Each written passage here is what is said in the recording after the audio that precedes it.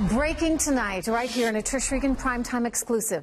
Conservative journalist Dr. Jerome Corsi is fighting back harder than ever, accusing the federal government of massive overreach. New this evening, only on this show right here, a letter to his lawyers from the Senate Intelligence Committee demanding Jerome Corsi hand over potentially thousands of emails, texts, letters, any and all communication that he has shared with dozens of people.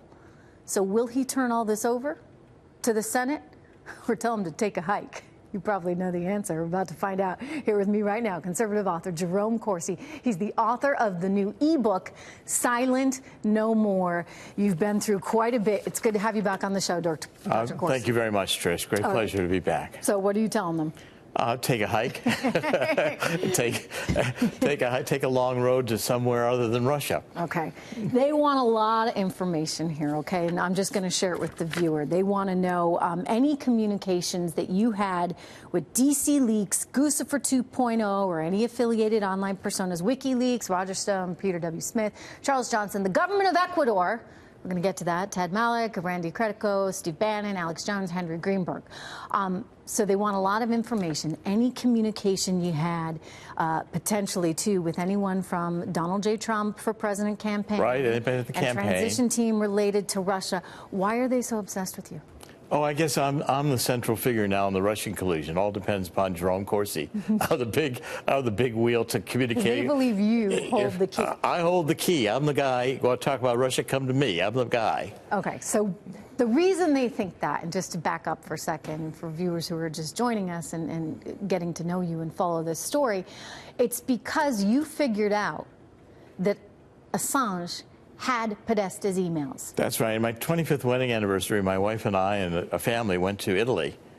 And it was in July and August 2016. And I figured out really on the flight that I was thinking about, everybody was thinking after July 22nd, 2016, Assange dumped 40,000 emails on W. Wasserman Schultz. He said he had more. And I figured out he had Podesta's emails. How did you figure that out? Well, I had great intelligence sources in how the Democrats put their computer system together. And when I did a forensic analysis of the 40,000 that Assange dropped on W. Wasserman Schultz, so they came out of the DNC email server, and there were no Podesta emails in there. Anybody who got in that server would have seen Podesta's emails, and that would be the mother lode. That would be the atomic bomb. Anybody worth their salt would take that first. And they were saved. And I thought Julian Assange had Podesta's emails, and he would drop them last in October in a serial fashion to dominate the news cycle. And that's exactly what he did. But mine was putting the dots together, connecting the dots. In other words, you weren't orchestrating it or somehow, you know, having a hand in it as perhaps Mueller's team thinks you may have. Oh, they're convinced I have a source. I mean, Jeannie Rhee, the prosecutor from Mueller's team who was representing Hillary Clinton in her email and the Clinton Foundation, you know, she ridiculed my belief in God. She said, Dr. Corsi, you're asking us to believe that on this international flight with your family, you had divine intervention and you had a miracle in your mind, and God told you that Assange has Podesta's emails. And I said, well, Ms. Rhee, I'm not really thrilled that you want to ridicule God, but yes, I figured it out, and I did not I don't know Julian Assange. I've never met him, never communicated with him or WikiLeaks or anyone who could have tied me to him. But you deduced. I deduced it. You know, okay, there's all these other emails. That's what I do. Here. He's not there, so I bet you they got his too.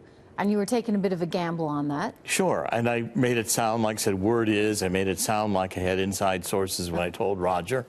You know, since I was a kid, my dad said, now, Jerry, when you figure these things out, tell them to me. But they're going to think you need a psychiatrist. So I've learned over the years, I've been uncanny in my ability to do this, to deduce it and put it together. It's what I do as an investigative journalist. So what do you think really happened? What do you believe? What did you tell the feds as they came to you and requested all this information? Well, basically, the same thing we told the special prosecutor. I mean, I tried to say, A, I don't think Russia stole the emails. Well, Dr. Corsi, we're not interested in your theories. I mean, this is the reason why now the special prosecutor wants to, you know, indict me. They say, well, you lied. No, I had a bad memory. But up until they blew it up because I couldn't connect Roger Stone to Julian Assange. This is their whole theory. They're going to get Donald Trump, and these people, by the way, all hate Donald Trump. The Senate committee, Senate Intelligence Committee, with the anti-hate Trump board. Let me just ask you this: with these guys, didn't you already turn over this information? Well, it's all sure. The special prosecutors got it.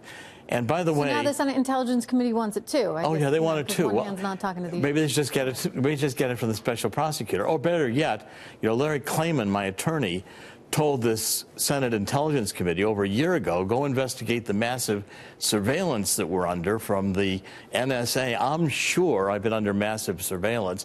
This is the whole basis of my $350 million federal lawsuit that will be heard by Judge Leon in D.C. on January 3rd. Okay. Maybe they should ask the NSA to get my wiretaps. I'd like to see him too. Well, so you're not going to comply with this? Absolutely not. You take a hike. They want this stuff, Trish, they want it 3 days after Christmas. Contact information, emails, text messages, 3 days after Christmas. Although you did provide it to the FBI. They can have it all from, just go ask Mueller, call up Mueller. Yeah, apparently no one's getting along there, so they're, well, I don't know. They get it from Mueller. I think they're going to make my career. My crime was that I supported Donald Trump.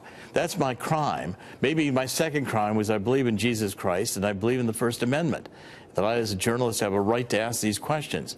Now suddenly I'm the major criminal and the central figure in the entire Russia collusion. It's Russia Corsi, Russia Corsi, Russia Corsi. It's absolutely hysteria. And I'm going to spend the rest of my life now, Trish. So I know, defending yourself and your reputation against this, but you really don't believe that you had anybody in this orbit that was working with the Russians deliberately to give this material to Assange? No, and they also want me to give them derogatory information I have on Hillary Clinton. Maybe they like my book and why the Clinton Foundation is a scam, partners in crime. They don't want that. They want me to be pinned down for throwing the election by colluding with Russia. In Russia, they must be thinking we've lost our minds in this country. I think Russia's kind of liking this, Jerome. I think Russia's getting exactly what it wanted, which is that we are in a divided state, and we're squabbling amongst ourselves, and we're questioning the integrity of our very institutions. Well, this is really, truly what Donald Trump says. The Justice Department is in control of the politically motivated criminals. The plea deal I was offered was a criminal plea deal, where I had to swear that I knowingly and willfully gave false information to the special prosecutor, which I did not do, with the intent to deceive them. Yeah. That's why I refused to swear that. These people, the Senate Intelligence Committee, and I believe my next 2 years are going to be spent before Democratic committees, producing. You're going to have to. By the way, they don't pay for your transportation. No, they don't pay for me to produce these documents. 3 days after Christmas, I got to produce all this stuff. They take a hike. Like you said, take a hike. Sayonara.